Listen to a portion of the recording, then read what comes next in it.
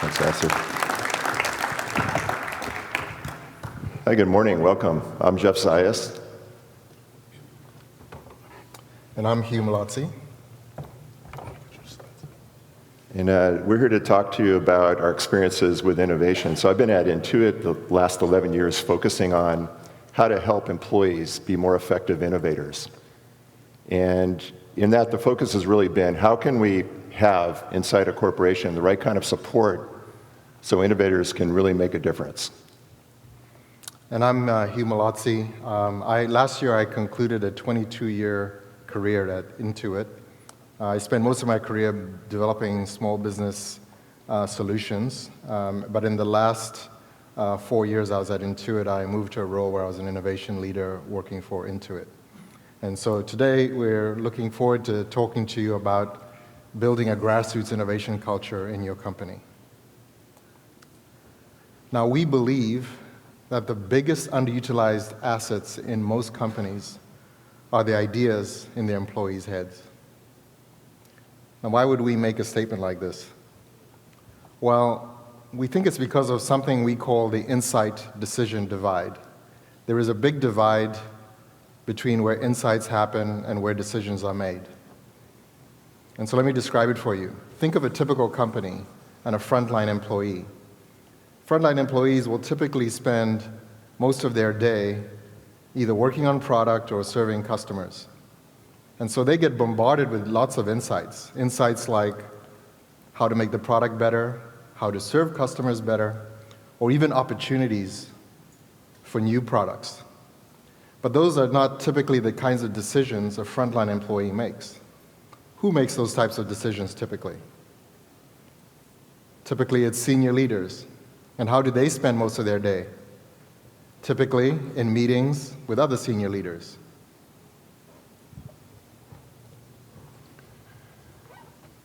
So we see this resulting in missed opportunities. So a lot of you know the story of Steve Wozniak at HP, and talk about a missed opportunity because he pushed the idea of building a computer that he knew how to build 5 times.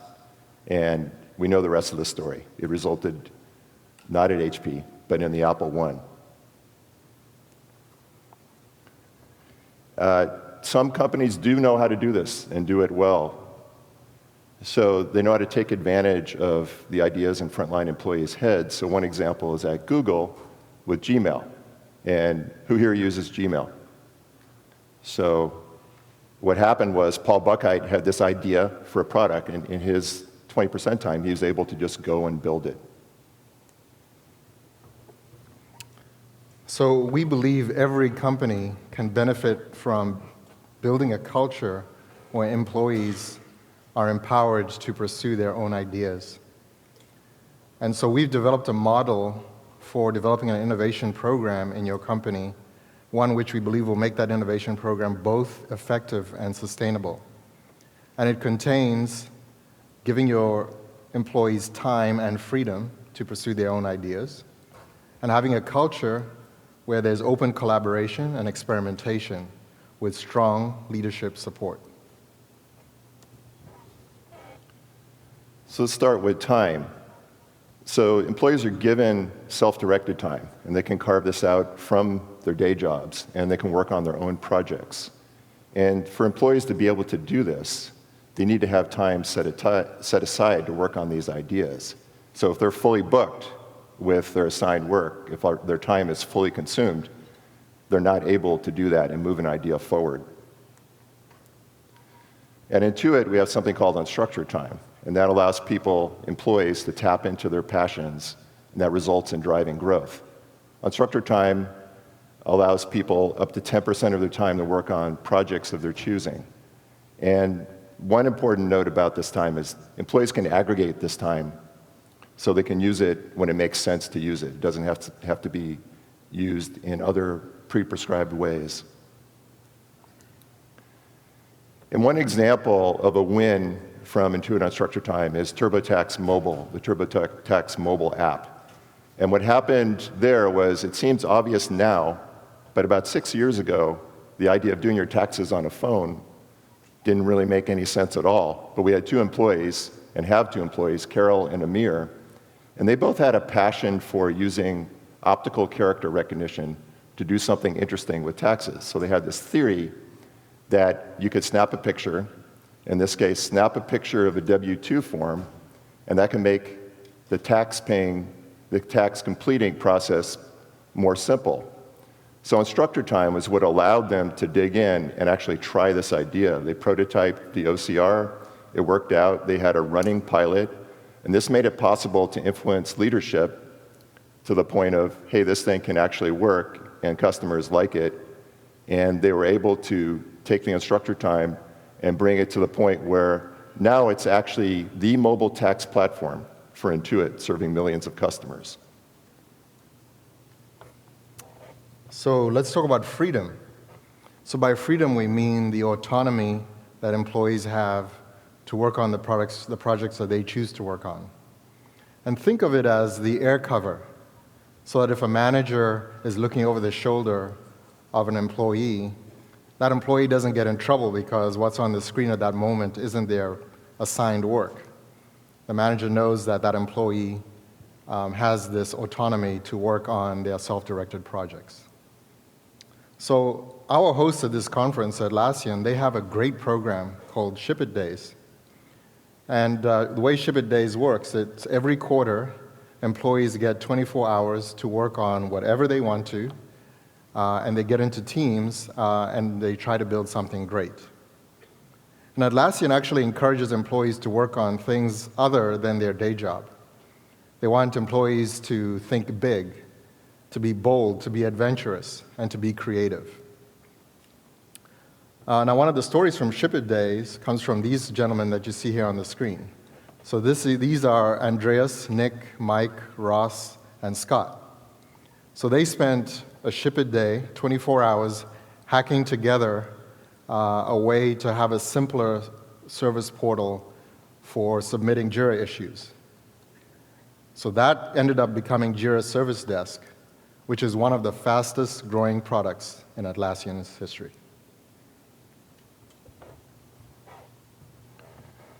So open collaboration encourages employees to not just work within their own teams, but to cross boundaries. So in this model, they work with customers, vendors, partners, over all sorts of geographical and organizational boundaries.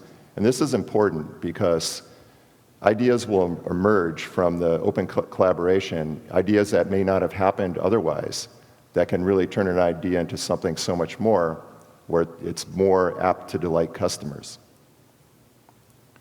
So 3M has a number of good examples in this department. So I think we're all probably familiar with the Post-it story or aspects of the Post-it story, and this really comes out of the 3M culture. So their scientists know that part of their culture is to share inventions and ideas they have across the entire company. So when Spencer Silver found this weird, low-tack, pressure-sensitive adhesive, he actually didn't know what to do with it, but he knew it was interesting. He wished he knew what to do with it in terms of making a great product, but he didn't really know how to apply this innovation. Now, he went around in one of these 3M seminars where scientists literally travel around the company and present what they found, and Art Fry was in attendance, and he was a scientist more focused on the application of new inventions. And he played around, he agreed this was interesting, he played around with different notions, and he came up with a sticky bookmark idea. And with this collaboration, they went from a weird thing where they didn't know what to do with it to something that pretty much all of us use in every business every day. So with experimentation culture, when your company has an experimentation culture, what that means is that employees have access to tools and infrastructure to run experiments on their ideas. Decisions are made using data and not opinions. So teams, instead of arguing over whose idea is better and which idea we're going to go with, they know they will experiment with ideas, and the data will tell them which idea has the most merit. In fact, when you make decisions by experimentation, the best ideas win. And exemplifying this experimentation mindset is the book, The Lean Startup. How many of you have read this book? I highly recommend it, but this is a book written by Eric Ries. So Eric has an interesting background. He went straight out of college into the startup world. And so he got to experience startups that failed and startups that succeeded. And reflecting on this experience, he said, most people think, startups that succeed, they succeeded because they had good ideas, and the ones that failed had bad ideas. And he says, actually, all ideas suck. And that the startups that succeed are the startups that have a better process. So let's think about that for a moment. Better process? That's kind of a weird thing to say. You typically wouldn't think of the word startup and process being in the same sentence. But here's what he meant. It starts with this notion that an idea, when it's formed, is going to be fundamentally flawed in ways you won't discover until that product is in customers' hands. And so to illustrate this concept, he created this model called the build, measure, learn loop.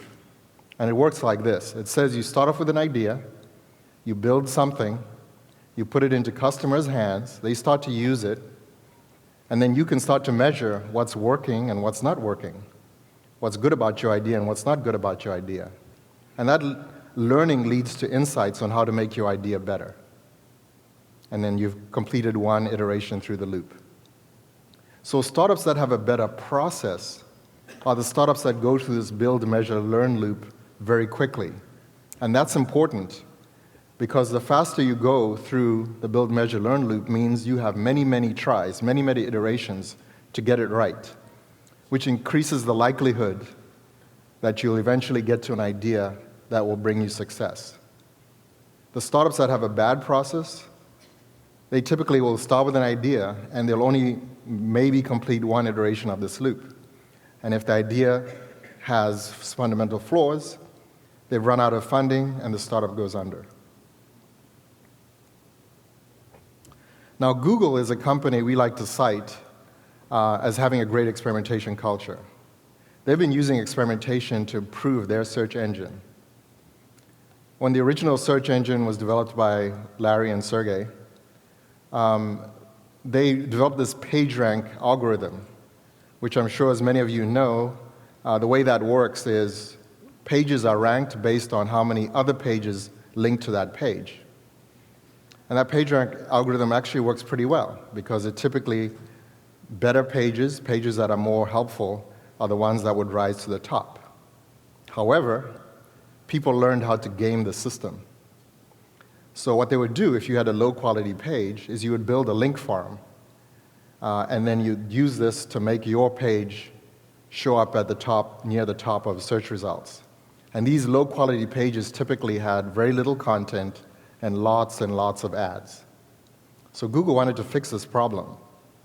So they came up with this Panda algorithm, and it's called Panda, named after an engineer, Navneet Panda, who was part of the team. And the way, part of how Panda works is instead of just evaluating a single page, it looks at an entire website. So when Panda was first released in 2011, search improved dramatically for everybody because spammy pages no longer appeared prominently in search results. And Google has continued to improve the Panda algorithm, again, using experimentation. So with leadership support, what we're talking about is employees are given resources, tools, training, and mentorship from senior leadership to develop these self-directed projects. So the leadership support means there's a formal process or program in place to really support these employees to the point where their idea can graduate to something that's officially funded. And when you think about this type of culture and what you can see in companies that do this, the role of the leader actually changes. And it goes from the approver and the person with all the answers to someone who sets a big, bold vision for employees and then helps them tackle these big challenges with these employees having the freedom to explore and experiment. And in this type of culture, what we've seen, and you may have seen, is coaching becomes very important. So, as Scott Cook says, the coaching and the ability for employees to go out there and gather data, customer-based data on this experimentation, just changes the role of leaders to the point where the leader is no longer the Caesar with a thumb up or the thumb down. It's a different role. So again, to make this happen, there's coaching. Leaders need to be coaches and coached. Employees need to be coached. It can be very helpful. And what we've experienced is that, you know, a number of great coaches are out there to learn from. And we've been lucky enough to observe a few of them really close up. We have our CEO at Intuit, Brad Smith, who really focuses on coaching. We have our co-founder of Intuit, Scott Cook, and Bill Coach Campbell, who's sort of a mentor to many leaders, and all the leaders I just mentioned, and we sadly lost him recently to cancer. But we want to talk about some of these coaching tips from these great coaches, because it's really important to the innovation culture. So, first one is use inquiry. And what's not completely clear until you see it in action is it's actually a very great way to influence. It's not only a way of drawing out more information.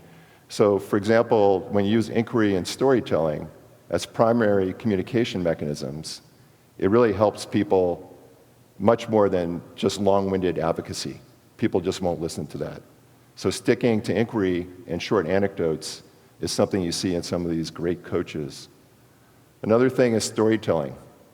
So again, the long-winded advocacy just plain doesn't work if you want to be pragmatic about it. And so one example I can think of, and this is a story I heard through Scott Cook, and I'll check, is anyone here from Procter & Gamble, P&G? Okay, good, but they're so this is a story about something that happened there, but they're very open about being humble about what they've learned. So one thing that happened at P&G was they had a project going, an innovation project, and they did a lot of customer research, which they're very good at, and found that, okay, well, the key here is customization, the key to this thing we're building. So, but then as the kind of consumer packaged good company they are, even though this was a digital innovation, they sent out to an agency to build this thing. And Scott was emphasizing the point that you have to be precise in your language when you're talking about how to really get something done. So what happened was the agency heard that, oh, this product's all about customization, and they went off and built the thing, came back 3 months later with the ability to customize the color of the button on the page. And the team just blew up and says, that's not what we were talking about. We were talking about customizing the entire workflow. So this was an example Scott was telling us of why, you know, you have to be very precise in the language when you're talking about an innovation. And this is an example of how that story stuck in my mind, and that's how he coaches, with stories like that. Now, pushing for a bold vision. This is something we've seen a lot of great leaders. I'll use Steve Jobs as an example. His example was talking about putting a dent in the universe. This is not something humans can actually do, or certainly at least not now. But the idea is to inspire employees to get out there and think about things that aren't imagined yet, to do better work. And the great coaches really define these huge inspirational visions. And another tip that wasn't apparent to us at first, non-obvious, but turns out to be really impressive to see in action is, you know, has anybody been coached or a mentee and you felt like you were being criticized? And I know that's the case for myself. And when you're with a team, there's at least something that's going well, right? There's some strength. There's something that as a coach you might see in the team that is worth pushing on, because that's where the energy is, and that's actually where the positive energy is. And we see the great coaches pulling that out in a coaching session. So it's not all punishment or even sticks or carrots and sticks. It's about where's the energy and how can we use that to actually energize the team. And Hugh and I at one point were talking about, were we successful in a coaching session? Well, did the team leave the room more energized than they entered the room? And do it together. This is another one we observed with Scott Cook, which is it's very easy in coaching to just go ahead and tell somebody or a team, do this, or maybe even prescribe, do this the following way. Do it together is different. Do it together, I'll give you an example. He was working with a team and I was observing his coaching. And what happened was the team was having trouble, again, being precise about what was the value of this project they're working on. I don't know if you've ever seen this, but they weren't able to articulate why the customer would care about this thing in any kind of precise way. So instead of doing things like, hey, come back in 48 hours and give me your precise learning or definition or anything like that, he jumped up to the whiteboard and said, well, okay, let's talk about this. If you were in an elevator with somebody and you had 2 or 3 sentences to convince them that they wanted this thing, what would those 2 or 3 things be? Very quickly that emerged, and then the team wordsmithed it down a little bit, and voila, now the team had a precise statement of what this thing was for the customer. So that was a do it together. So hopefully what you heard is to bridge the insight-decision divide, you want to empower your employees to drive growth. And Jeff and I are very passionate about this. We're so passionate about it, we are actually in the process of writing a book that'll be published early next year. And the book, we plan to share more lessons on developing an innovation culture where employees are empowered to pursue their own ideas.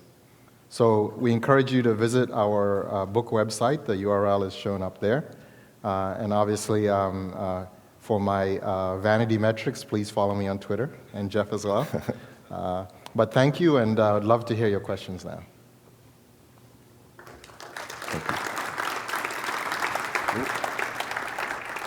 Thank you both for all those insights into those awesome companies. We've got lots and lots of questions, which is great. I guess you can choose who takes these, but the first one, which can be quite common, so there's a question about a company that already has 20% time, and their developers, though, don't use those innovation days that are on offer to them, despite the best efforts of management. So any suggestions on how to fix that? Yeah, one of the things that Jeff talked about when he described unstructured time at Intuit is you don't have to use your unstructured time every week.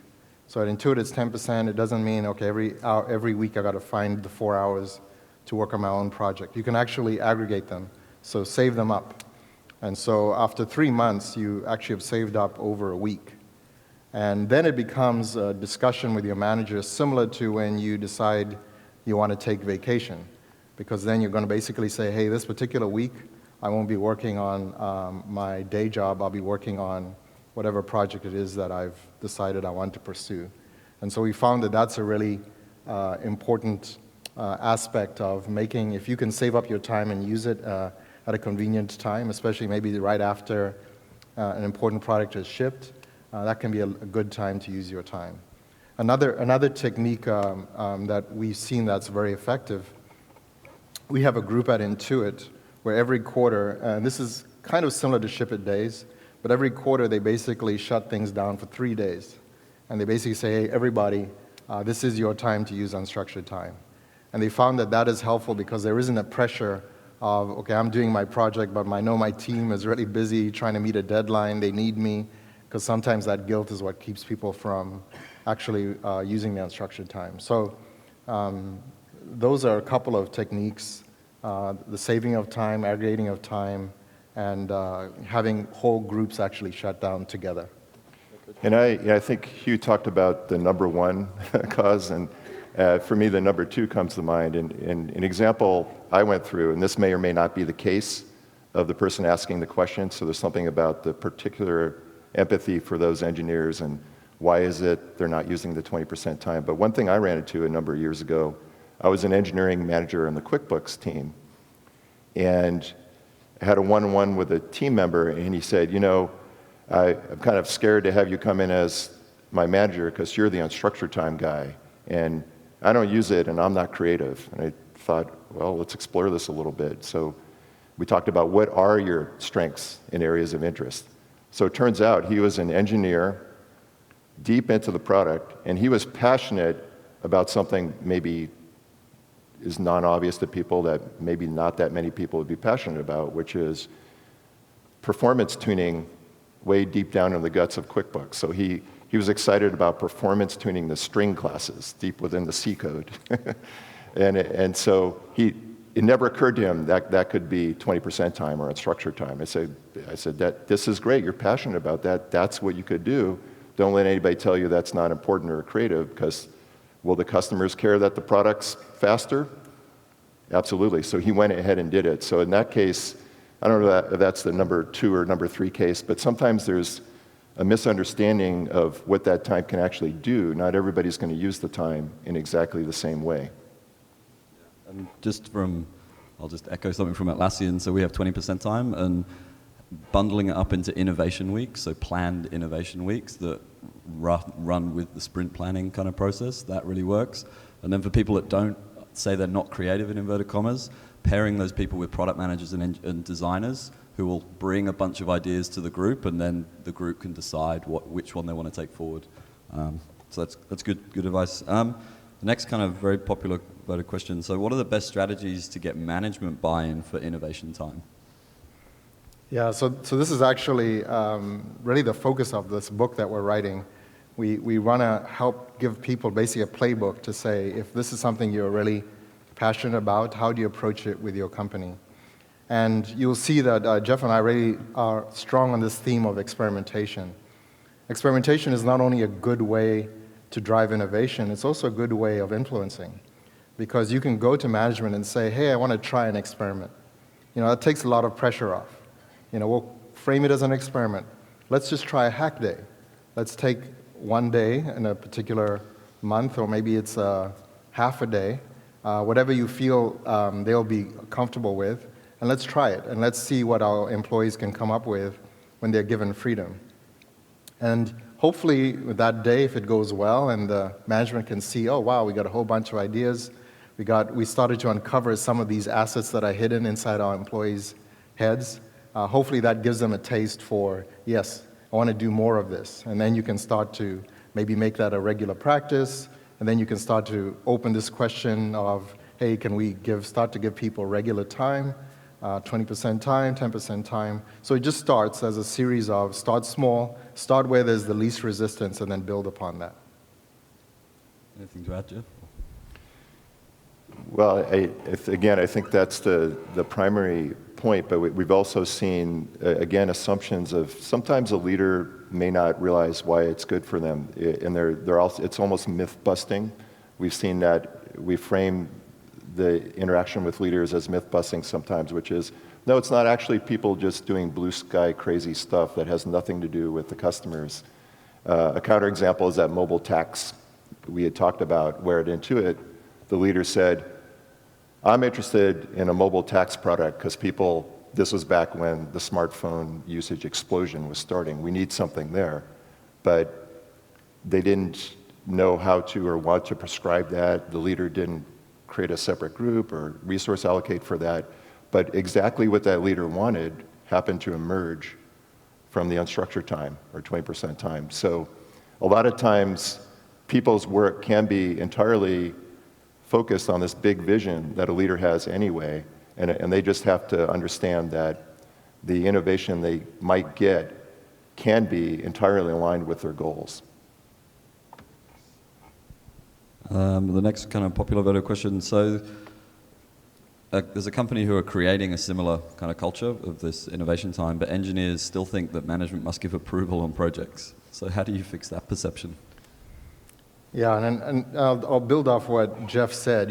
Part of how you influence is you share some of these stories of how things developed at other companies in terms of employees' ideas that became big products. When they start to see that, hey, it's not all about top-down directives and leaders coming up with all the ideas, then hopefully they start to become more open to this idea of, well, let's just see what employees think. So I'm very, to me, the freedom component where you say, look, let people do whatever they want, or if you look at Ship It Days where Atlassian actually encourages employees. I mean, think about how dramatic this is. They say, do something different than your regular job. that really opens up to a lot of creativity and especially taking advantage of missed opportunities, things that are not in your product roadmap, things that are not on your strategy, that actually may be huge in terms of the impact to the company. And I think our points about coaching help as well, because a lot of times there's a few things. One thing I saw a couple weeks ago, we have a general manager, and she runs about a 1,500-person division in Texas. And the team I was working with was doing this thing with a weekly meeting because they thought the general manager wanted that.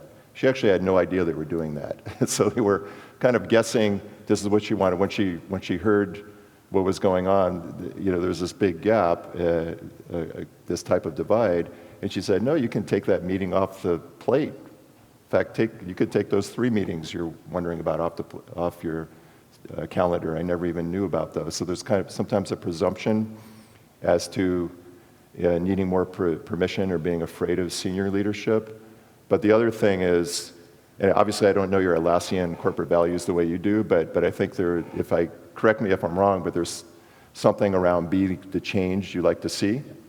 And I'll generalize, but let's just say all the very good companies have corporate values that are powerful that way. It's quite typical. At Intuit, it's be bold. At Atlassian, you've got that. So a lot of times you can just tie it back to, no, look, there's a statement about how we want you to behave that has to do with boldness and not asking permission for everything, because that's how we're going to grow and be a great company.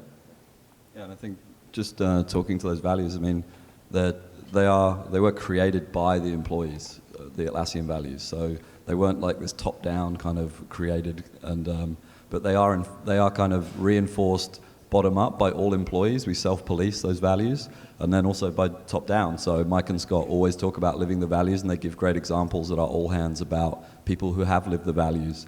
And so there's a number of different ways that we do to reinforce that. I think the next question is about specifically to Eric Ries, or about the Eric Ries model, which is something that we get asked a lot about actually at Atlassian. Can you speak about the risk of launching an idea to customers that is potentially flawed and then customers don't come back? Yeah, I agree. This is a question a lot of people have. A different way I hear it sometimes is, okay, I'll launch this experiment. It'll be so bad that it'll ruin the brand of my company forever. So one of the things to realize when you're going through the build, measure, learn loop is that when you're running these experiments, you're typically not running these experiments on millions and millions of potential customers. Typically, to get a meaningful experiment could be as few as a dozen customers, or maybe a few hundred. And so that's the first thing, is that you don't have to have this worry that, oh, I'm going to release this thing, it's going to be so bad that it's going to ruin our brand forever. And there are other techniques that we talk about in terms of how to shelter your brand from the parts of the company that are running experiments. But the other thing, and this is something Eric says, so I'll give him credit for it, is he says, a bigger risk is that you kind of work sheltered from customers, and you've developed this thing and spend many, many months, maybe years building this product. You release it, and customers hate it. And so that was a dramatic bad use of resources by the company. And for these customers who, you're promising this great product, they go out and buy it, they will get a bad experience. And so ironically, even though we get this question about, hey, will these experiments ruin my brand, we actually think the lean startup model will help make sure that the products that you release in a big way are products that you are highly confident solve your customer problem well. Yeah. Anything to add, Jeff? No, he nailed it. Yeah, I think he did. I mean, again, that's something that always comes up. And yeah, and again, I think as well, it's use your judgment. Like, is it good enough to release? Are you happy with it? You've got to use your judgment about the quality and the number of customers it's going to hit.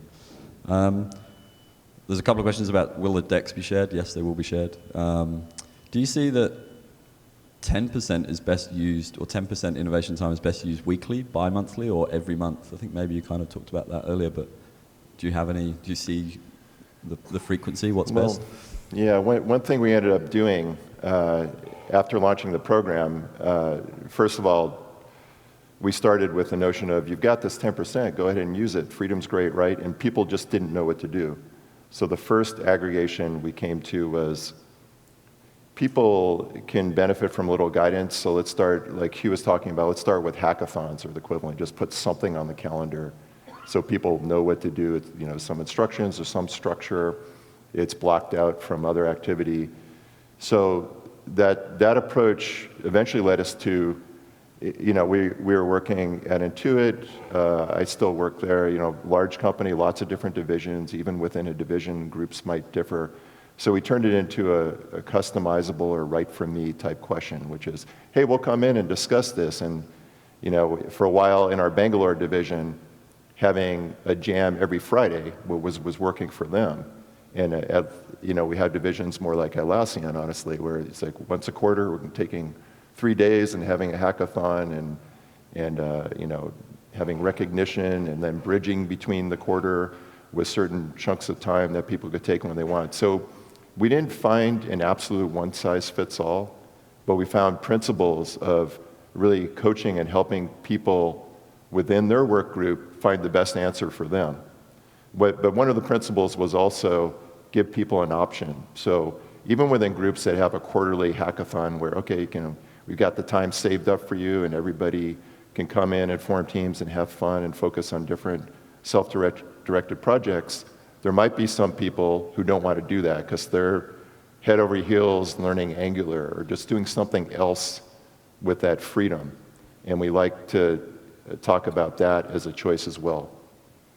Yeah, the other thing I'll just quickly add to that is, for me, 10%, 20%, 15%, that's not the real powerful point. It's the more powerful point is this idea that you have this air cover. Because at Intuit, we call it 10%, but in reality, it's not like there's somebody who's tracking every minute to make sure, hey, did you go over your 10% or not? It's more of, think of it as just a loose guideline, but it's this notion that, hey, you have this air cover to pursue your own ideas. All right, well, if you do want to ask any more questions, the guys will be around for the next half an hour or so please come up. But thank you. Please join me in thanking Hugh and Jeff for sharing their stories. Thank you. Thank you.